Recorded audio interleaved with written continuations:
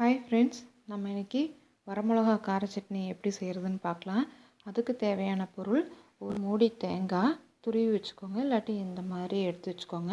கருவேப்பிலை, புளி இந்தளவு, அப்புறம் பெருங்காயம், கட்டி பெருங்காயம் கொஞ்சமாக எடுத்துக்கோங்க. 6 வரமிளகா, கடலைப்பருப்பு, உளுந்தம்பருப்பு, கடுகு. இது உளுந்தம்பருப்பு தாளிக்கிறதுக்கு ஒரு சின்ன பீஸ் வரமிளகா, அப்புறம் குக்கிங் ஆயில், உப்பு தேவையான அளவு. வாங்க நம்ம இப்போ வரமிளகா சட்னி எப்படி செய்கிறதுன்னு பார்க்கலாம். இப்போது அடுப்பு பற்ற வச்சு நம்ம தேவையான அளவு குக்கிங் ஆயில் ஆட் பண்ணியிருக்கோம். எண்ணெய் காஞ்சதுக்கப்புறம் உளுந்தம்பருப்பையும் கடலைப்பருப்பையும் ஆட் பண்ணிக்கலாம். அதுக்குள்ளே வரமிளகா சேர்த்துக்கலாம்.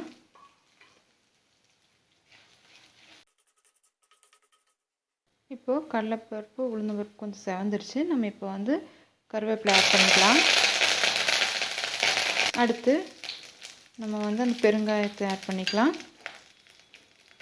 புளியும் போட்டுக்கலாம். புளி இந்த அளவுக்கு ஒரு நெல்லிக்காய் சைஸ் எடுத்துக்கோங்க. அடுத்தது தேங்காய் போட்டுக்கலாம்.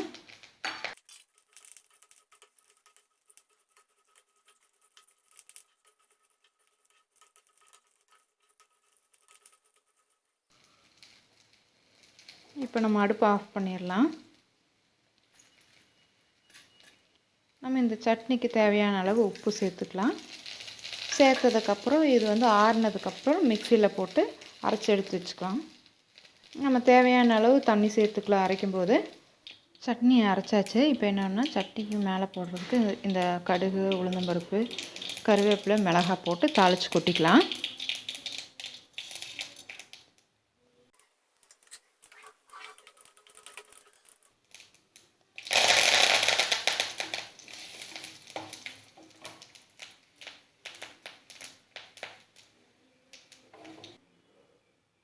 இங்கே பாருங்கள், நம்ம சட்னிக்கு மேலே நம்ம இந்த மாதிரி தாளித்து கொட்டியாச்சு. இப்போ நம்ம சட்னி ரெடி. நம்ம இன்றைக்கி ஆனியன் ஊத்தாப்பம் எப்படி செய்கிறதுன்னு பார்க்கலாம். அதுக்கு தேவையான பொருள்: இப்போ ஊத்தாப்பத்துக்கு தேவையான மாவு எப்படி செய்கிறதுனா, 4 டம்ளர் இட்லி அரிசி எடுத்துக்கோங்க. அதை 4 மணி நேரம் ஊற வச்சுக்கோங்க. அதுக்கப்புறம் 1.25 டம்ளர் உருட்டு உளுந்து எடுத்து ஊற வச்சுக்கோங்க 2 மணி நேரம். உளுந்தை நல்லா ஊற வச்சதுக்கப்புறம் நல்லா மைய அரைச்சிக்கோங்க. அரிசியை ஓரளவுக்கு அரைச்சா போதும். அதுக்கப்புறம் நீங்கள் இப்போ நைட்டு நீங்கள் இட்லி மாவு ரெடி பண்ணிங்கன்னா காலையில் எழுந்திரிச்சி ஊத்தாப்பம் செய்யலாம். அரிசியோட கொஞ்சம் வெந்தயத்தை ஊற வச்சு அரைச்சிக்கோங்க. சப்போஸ் காலையில் அரைச்சிங்கன்னா நீங்கள் நைட்டு ஊத்தாப்பம் செய்யலாம். நைட்டு மாவு இது பண்ணிங்கன்னா காலையில் ஊத்தாப்பம் செய்யலாம். இந்த மாவு இந்த மாதிரி கன்சிஸ்டன்சியில் இருக்கணும். இப்போ மாவு ரெடியாக இருக்குது. நாங்கள் ஏற்கனவே அரைச்சி வச்சுருக்கோம். இப்போது ஆனியன், பெரிய வெங்காயம் இந்த மாதிரி கட் பண்ணி வச்சுக்கோங்க. அப்புறம் கொஞ்சம் தேவையான அளவு நெய். வாங்க இப்போ ஆனியன் ஊத்தாப்பம் எப்படி செய்கிறதுன்னு பார்க்கலாம். இப்போ தோசை தவா அடுப்பில் வச்சுட்டு அடுப்பு ஆன் பண்ணிக்கோங்க. தவா காஞ்சதுக்கப்புறம் இந்த மாதிரி ஊத்தாப்பம் போட்டுக்கலாம். நம்ம நறுக்கி வச்சுக்கூடிய வெங்காயத்தை இந்த மாதிரி ஸ்ப்ரெட் பண்ணி போட்டுக்கலாம்.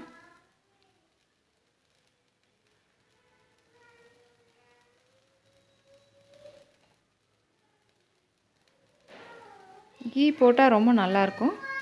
கீ வேண்டான்னு நினைக்கிறவங்க ஆயில் கூட சேர்த்துக்கலாம்.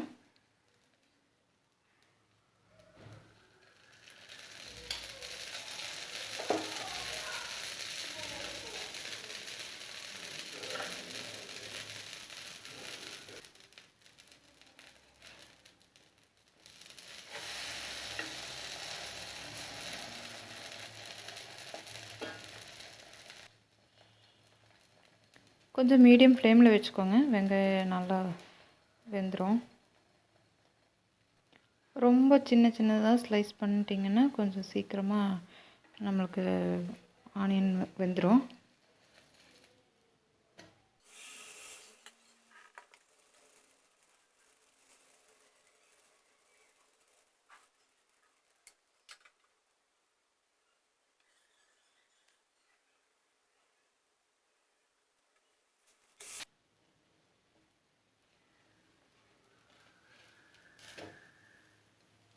ஊத்தாப்பம் இப்போ ரெடி ஆகிடுச்சு. நம்ம எடுத்து சர்வ் பண்ணலாம். இப்போது நம்ம வரமிளகா கார சட்னி ரெடி ஆகிடுச்சு.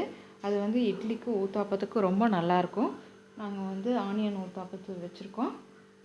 நீங்களும் உங்கள் வீட்டில் இந்த சட்னி செஞ்சு பாருங்கள், சாப்பிட்டு பாருங்கள்.